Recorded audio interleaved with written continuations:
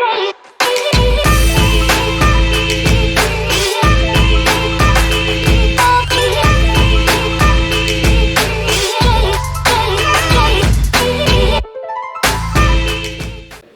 is Jared Parry for Boxing Social in association with William Hill and Empire Fight Store. Delighted to be joined by Ariel Helwani. Always welcome on these shows. Ariel, how are we? I'm doing great. Great to be here.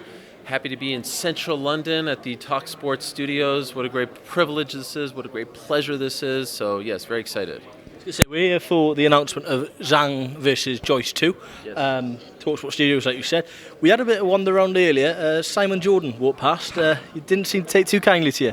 I don't know if I just think he didn't know who I was. I'm a big fan of all UK sports media, and so I was like, oh, wow, there's the former Crystal Palace owner himself. I didn't even know he had a show on here.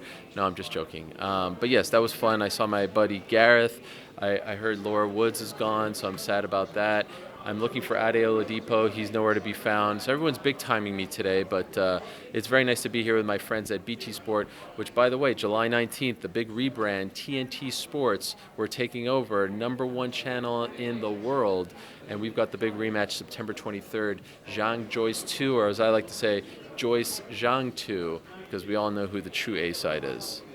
Just saying, I was going to ask you for a prediction, but I think that's pretty cryptic what you just said there. Obviously, the first fight, his eye got closed. Obviously, Zhang kept peppering the eye. He got injured, etc. He's got the rematch, straight back in. No fear of that. What do you think Joyce will have to change in this fight? Well, I think he has been very honest about his performance. He's not saying that he took him lightly, but he is saying that he didn't fight his best, that, perhaps he underestimated some of his skills. Zhang is a very tough, very big, very durable, very tricky fighter, southpaw, who, presents a lot of challenges. And I think that, honestly, a lot of the talk going into this fight was, Joe doesn't need to take this fight, that, it's a big risk for a little reward. Why don't you just wait for one of the big dogs? So I have a lot of respect for Joe for taking the first fight, and maybe all of that got to his head. All the questions leading up to that fight on Fight Week were about, like, what does this fight get you? What does it lead to? And sometimes that can mess with a fighter where you overlook the task that's in front of you. I think that was the best fight of Zhang's career, and I think it's the best that he's ever looked. And I said on the night that version of Zhang could beat Anthony Joshua, who had fought just a couple of weeks prior. A lot of people didn't like that statement, but it just kind of speaks to, in my opinion, just how good he looked. So I'm really curious to see how Joe returns, how he looks. You learn a lot about a fighter when you see them in the first fight after a loss, especially a stoppage loss. And so I'm really curious to see how he rebounds here and what version of him shows up.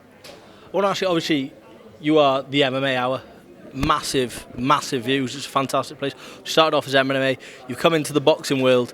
Just where did this love of boxing come from, and how much do you enjoy adding boxing to the MMA show? Yeah, well, honestly, I was a boxing fan before I even knew what MMA was, because, I'm born in 1982. UFC is 1993. First thing I ever loved was pro wrestling, and I was obsessed with it, but that was like a gateway to other combat sports, right? So that got me into boxing, and boxing is very popular in Montreal, where I'm from. Arturo Gatti and the Grant brothers and many others have come through Montreal, and I would go to fights and I would watch all the pay-per-views with my friends, and so then that led to MMA, and obviously I went down the MMA path for a while, but the plan was always to expand at some point. So it's why I like to do some pro wrestling stuff, it's why I like to do basketball stuff, it's why I like to do general sports, and I obviously think there's a crossover between MMA and boxing. Maybe some fans would disagree with that, but I love the fact, part of the reason why I wanted to go out and do stuff on my own was to do things outside of the MMA world, such as this. So it's been a lot of fun, and I hope that I could bring the same credibility and show people that I'm not just an MMA guy, and I think I've proven that. But to me, it's all the same. If you're talking to Joe Joyce or if you're talking to Francis Ngannou, it's all the same sort of mentality and questions. So it's a very easy crossover, and I don't think you have to stick to one and be a fan of one. You say you're the pro wrestling fan. You're over here for WWE Money in the Bank this weekend. Last time WWE came to the UK, Tyson Fury actually played a part in the show. So I'm going to ask you a bit about Tyson Fury. Obviously, heavyweight division at the minute. Obviously, we've got a brilliant fight who's just been announced here with Zhang and Joyce the second. But the heavyweight division, the fights aren't getting made. What's your thoughts on all of this? Very frustrating. It's the most frustrating and, dare I say, annoying division in boxing. Every other division right now, all the big fights are being made. You're seeing unification bouts almost every week, it seems like. 135, 140, the women, etc. And these guys are just flirting with us. And it's very, very frustrating, especially since there's such great talent. You can argue that there hasn't been talent like this since, 80s, 90s, and they're not fighting. And it's very, very annoying. And I think I speak for everyone when I say that. And so, this fight, great. Dubois, Usyk, great. Although we'd love to see Usyk versus Fury first and foremost. Hopefully Joshua, Wilder. I don't know, Wilder, Ruiz. It's just, I'm tired of the tweets. I'm tired of the Instagram posts. I'm tired of the fake announcements. I'm tired of the teases. I think everyone is. And so hopefully by the end of the year we see these fights. But honestly, at this point, I'm not holding my breath. I am excited, though, that this fight is being made. So the lower weights fights are being made, and I'm going to tie this into two things here. You're a big Nottingham Forest fan. We've all seen that. One man from Nottingham who has really made a name for himself, Lee Wood, fantastic fighter. And it looks like he could be getting his dream fight at the City Ground, the home of Nottingham Forest, with Josh Warrington, which is a fantastic domestic fight. I can imagine you'll be one of the first ones to get a ticket. I would love to be there for that. There is a part of me that feels like my first trip to the City Ground should probably be for a Forest match, but I would love to go. God, I love Nottingham Forest so much. People think that I'm taking the piss when I talk about them. Like, I'm being genuine, and I don't really have to prove anything to anyone. It's mainly because of my kids. They are gigantic football fans, and so this is something that I can bond with them on. My kids are in summer camp right now, and I don't know if you guys have this here, like sleepaway camp, like they go away for a month. And so I can send them emails every night. And they asked me, the only thing they asked of me is to send them emails every night with all the transfer news. So I'm sitting, typing and telling them about, Declan Rice signing with Arsenal or Mason Mount talking to Man United. I will be the first to say these are names that I was not familiar with a year ago, but I've fallen in love with it in large part because of them. So it's great, and I would love for Lee to get that opportunity. I know how much it means to him. I loved in his last fight against Lara when he came out to the Forest song and like how much he represents Nottingham and the love that they have for him. So if anyone deserves it, it's him, and I would love to be there if he gets that opportunity. And just going to talk about a fight that we saw you were at, Chantel Cameron, Katie Taylor, fantastic fight, Dublin, fantastic coverage. You were part of the DAZN broadcast, really, really was good to watch, as well as the fight and you yourself. Looks like Chantel Cameron's invoking the rematch clause. They're going to go to Dublin again by the sounds of it. What's your thoughts on that one? Yeah, I'm curious about the weight. It sounds like it's going to be at the same weight, 140. I can understand why she would want it at 135, try to get her belts. I can understand why Katie wants it at 140 to try to right the wrong at the same weight. Same thing with like Conor McGregor and Nathan Diaz back in the day, or Canelo Bivol now.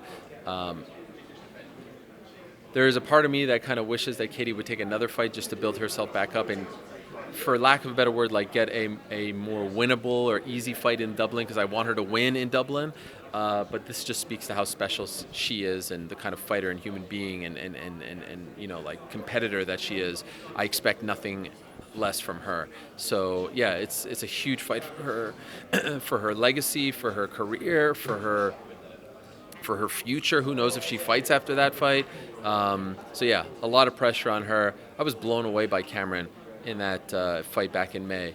The body shots, her strength, her speed. She's a very good fighter, and I hope that she's reaping the rewards from that performance because she deserves it. So that's a massive one. Big fights coming up. None of the heavyweights, but big fights. And don't forget about KSI versus Tommy Fury. Massive, massive. Well, as that's just out of the professional boxing loom, that's more of the misfits. There is another sort of influencer fight that's being talked about. Mark Zuckerberg against Elon Musk. What's your thoughts on that one? Yeah, I feel like it could happen, believe it or not, because they're just kind of crazy and maybe bored enough to make it happen. I see a lot of people poo-pooing it, and I understand why, but I actually think it could happen. And I actually don't hate the idea of it happening, especially if they put it at the top of a card, and then 24 other fighters get to benefit from the exposure that would come with being on a fight headlined by those two guys. What I find funny is just 2 weeks ago, Dana White said that they don't put on gimmick fights, and now he's like foaming at the mouth to put this on. We didn't believe him then. I believe this version of him in that he'll make the fights that will make money. And so, yeah, let's see what happens. But they've got UFC 300 coming up next spring. Would make sense for that, or around that time. I really think that, as crazy as it sounds, the only thing that I feel like might be a roadblock to making this happen is the weight. I just don't know if they're in the same stratosphere in terms of weight. If they are, then nothing would surprise me. Well, Ariel, thank you very much for your time. Obviously, the press conference is about to get underway. Thank you very much for your time, and all the best this week. Cheers.